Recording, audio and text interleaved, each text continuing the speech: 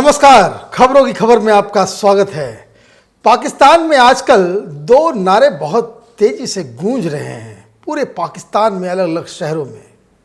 1 टके के 100 नियाजी, गो नियाजी, गो नियाजी। ये नियाजी जो है वो बेसिकली इमरान खान को कहा जा रहा है, क्योंकि वहाँ पे जमीयत उलमाए इस्लाम पाकिस्तान की एक पार्टी है, फजलुर रहमान ने एक आज़ादी मार्च का आह्वान किया है और पाकिस्तान के अलग अलग शहरों से लोग कूच कर रहे हैं। कल ये पहला उनका जो शो हुआ वो कराची में हुआ और कराची से ये लोग इस्लामाबाद की ओर बढ़ रहे हैं।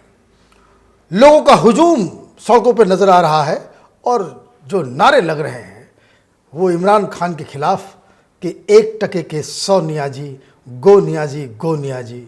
और दूसरा नारा है कि हम आ रहे हैं ए नियाजी, गो नियाजी, गो नियाजी। ये गो नियाजी जो है वो इसलिए इम्पॉर्टेंट है कि इस तरह का एक, जब नवाज शरीफ प्रधानमंत्री हुआ करते थे तो गो नवाज गो करके एक उन्होंने इस्लामाबाद में बहुत दिनों तक एक रैली की थी। और इमरान खान हमेशा कहते थे कि यहाँ पे इतने सारे लोग खड़े हैं और पूरी जनता कह रही है कि गो नवाज गो। अगर मैं अगर प्रधानमंत्री होता तो मैं एक दिन भी नहीं बैठता और मैं इस्तीफा देकर के चला गया होता। आज परिस्थितियां बदल गई है। जब विपक्ष में इमरान खान थे तो बातें कुछ और करते थे, लेकिन अब अपने ही जाल में, अपनी ही राजनीति में इमरान खान बुरी तरीके से फंसे हुए नजर आ रहे हैं। फंसने का 3-4 अलग अलग कारण हैं, उन कारणों पे हम आएंगे। लेकिन सबसे पहले आपको बताते हैं कि दरअसल ये आज़ादी मार्च किस लिए हो रहा है। आज़ादी मार्च का जो मेन थ्रस्ट है, जो मेन आर्गुमेंट है, जो दलील है इसकी, वो ये है कि इमरान खान एक फर्जी चुनाव के जरिए सिलेक्ट हुए हैं। वो ऐसा यूं क्योंकि जो पाकिस्तान में जो चुनाव होते हैं हिंदुस्तान से बिल्कुल अलग होते हैं।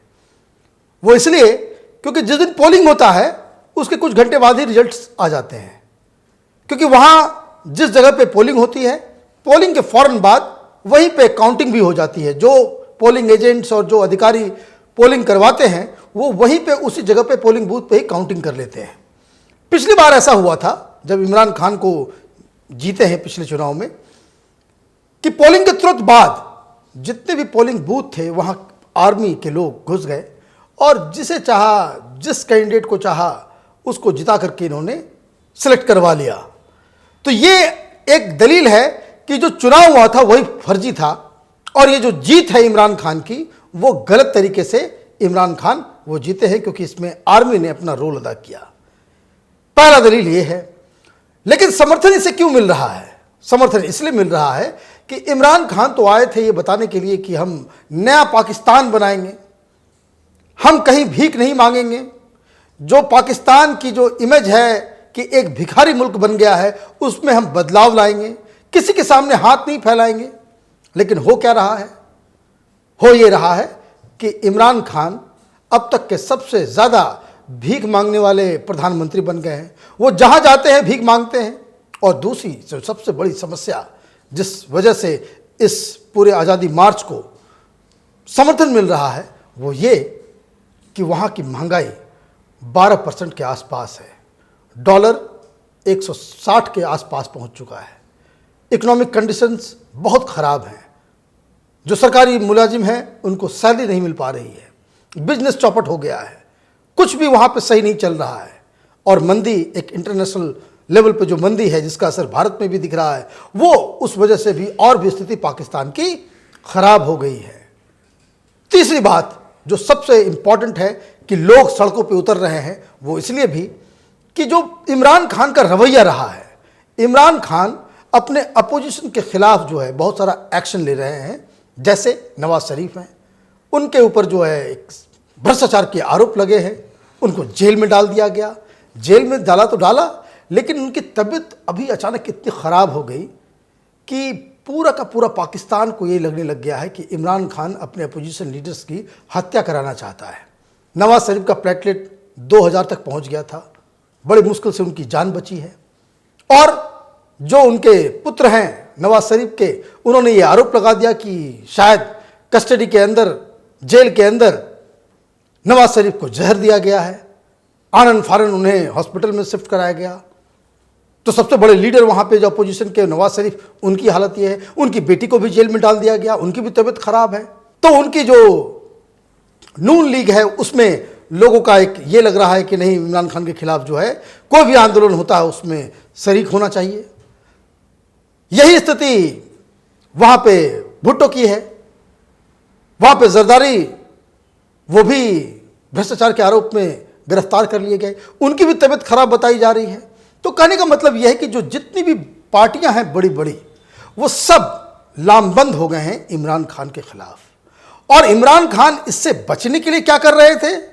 तो इमरान खान का दलील ये है कि ये जो आज़ादी मार्च हो रही है, ये बेसिकली हिंदुस्तान के बहकावे में, हिंदुस्तान से पैसे लेकर के बाहर के जो बाहरी ताकतें हैं उसको मजबूत करने के लिए, पाकिस्तान को डिस्टेबलाइज करने के लिए सब किया जा रहा है। इमरान खान की पार्टी की तरफ से ये कहा जा रहा है कि चूंकि हम कश्मीर को लेकर के पूरी दुनिया में बहस कर रहे हैं, कश्मीर के इशू को सॉल्व करने की कोशिश कर रहे हैं, हिंदुस्तान से लड़ रहे हैं, और ये अपोजिशन पार्टी हमें इसके लिए रोक रही है। अब इमरान खान अपने ही चक्रव्यूह में फंस रहे हैं। वो इसलिए कि जो कश्मीर का मुद्दा जो वो उठा रहे हैं, हिंदुस्तान बहुत ही चतुराई से, बहुत ही स्मार्टली मूव करके उसने जो है अपना पूरा का पूरा ग्लोबल लेवल पे अपने केस को मजबूत कर लिया है। कोई भी देश अब तक ये नहीं कहा किसी ने भी कि जो आर्टिकल 370 हटाया गया वो गैर कानूनी है, इलीगल है। और आज एक खबर ये आई है कि ईयू से, मतलब यूरोपियन यूनियन से कुछ एक दल आया है जो कश्मीर में जाकर के विजिट करेगा और ये सारी बातें दुनिया को बताएगा कि ये पाकिस्तान किस तरह से ये प्रोपेगेंडा कर रहा है कि कश्मीर में कर्फ्यू है। कर्फ्यू हटा दिया गया है। पाकिस्तान ये कह रहा है कि वहां टेलीफोन काम नहीं कर रहे हैं, मोबाइल बंद है, मोबाइल चालू कर दिया गया है। और ये बताया जा रहा है कि वहां पर डेमोक्रेसी को बिल्कुल कर्टेल कर दिया गया है। अभी वहां चुनाव हुए हैं, 90% से ऊपर वोटिंग हुआ है। तो कहने का मतलब यह है कि इमरान खान के हाथ से कश्मीर का मुद्दा भी फिसल रहा है, उसके पास आर्गुमेंट नहीं है, वो लड़ सकते नहीं हैं।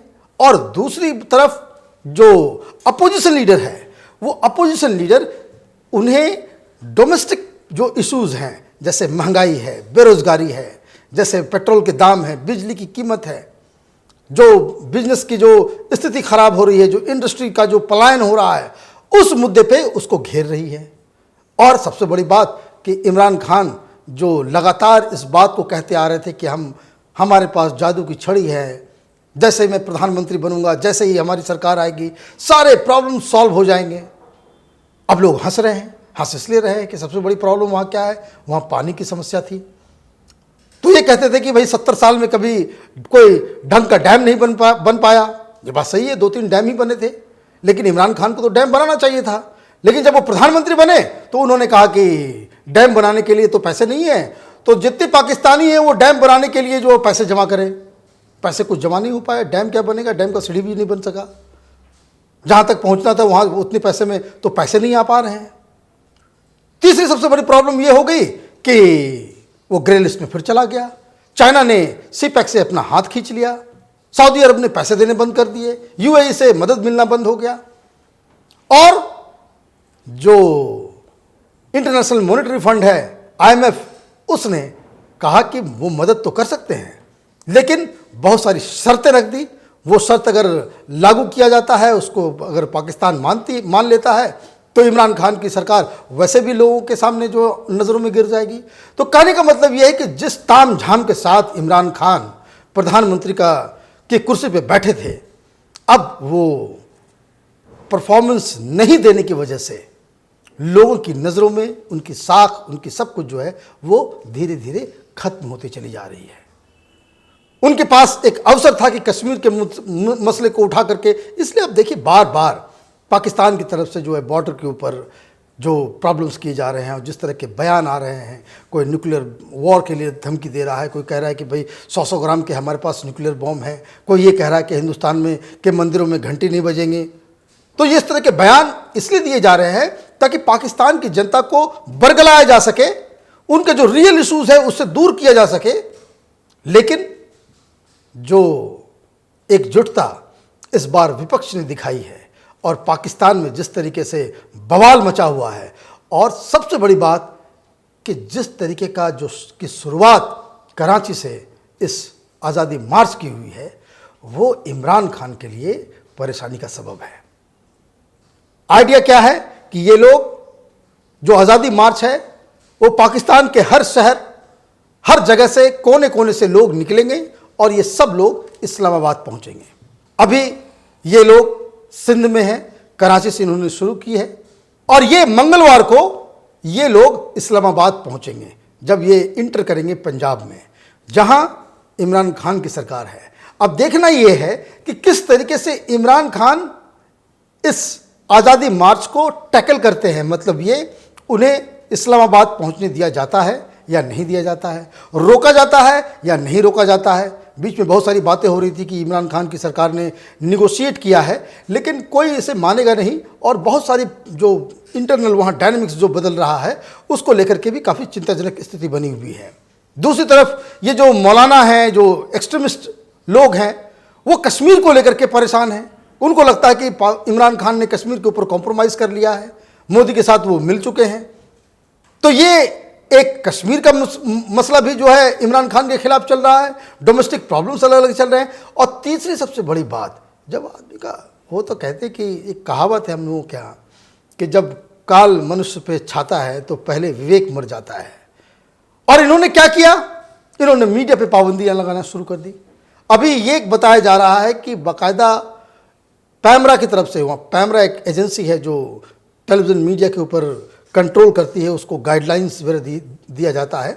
तो जितने भी इनके खिलाफ बोलने वाले लोग हैं सबके ऊपर प्रतिबंध लगा दिया गया है। निजम सेठी, क्लारसा, बहुत सारे लोग हैं जिनका प्रोग्राम बंद कर दिया गया है। सिर्फ यही बंद नहीं किया गया है, वहां की आर्मी ने ये एक सर्कुलर जारी की है कि फला फला आदमी, कोई जर्नलिस्ट, कोई एक्सपर्ट जो सरकार के खिलाफ बातचीत करता है उसे टेलीविजन के बहस में नहीं लाया जाए। मतलब इमरान खान के खिलाफ बोलने वाले व्यक्ति को टेलीविजन चैनल के पैनल पे भी नहीं लाया जाए, ये इस तरह का हुक्म वहां से दिया गया है।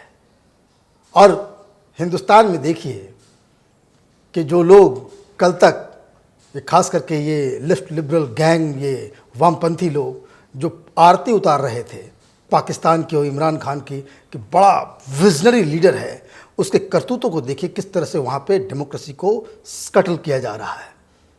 और इन सब चीज़ों को कवर करने के लिए जो विदेश से जो पत्रकार आ रहे हैं उनको एयरपोर्ट से वापस भेज दिया जा रहा है कि भाई आप वापस जाएं। ब्लैक लिस्ट में नाम उनका डाल दिया गया है।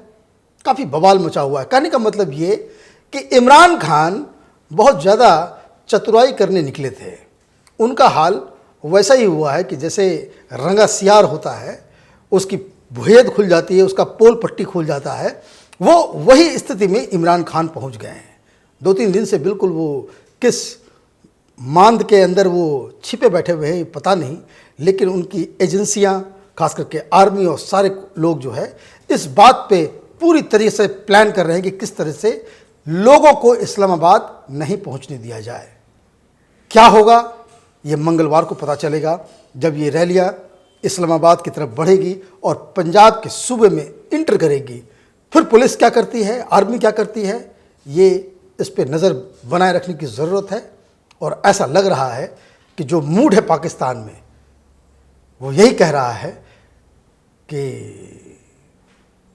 1 टके के 100 नियाजी, गो नियाजी, गो नियाजी। तो आप देखते रहिए ओपिनियन पोस्ट इंटरनेट टीवी। हमारे वीडियोस को लाइक कीजिए, शेयर कीजिए और हमारे चैनल को सब्सक्राइब कीजिए और बेल आइकन को जरूर दबाइए ताकि हमारे वीडियोस आप तक, उसके नोटिफिकेशंस आप तक फ़ौरन पहुँचे। धन्यवाद।